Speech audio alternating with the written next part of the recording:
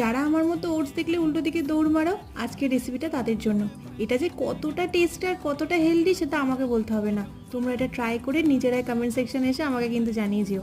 আর হ্যাঁ, যারা স্কুলে বা কলেজে পড়ো, সামনে পড়ছে গরমের ছুটি, সারাদিন বিছানায় শুয়ে শুয়ে ল্যাদ না খেয়ে রেসিপিটা ট্রাই করে নিজেরাও খাবে আর বাড়ির প্রত্যেককে খাওয়াবে। কেমন? একটা মিক্সিং জারের মধ্যে একে একে দেবো 2 চামচ ওটস, 2টো আমন্ড, 2টো খেজুর, একটা পাকা কলা, হাফ চামচ চকলেট পাউডার।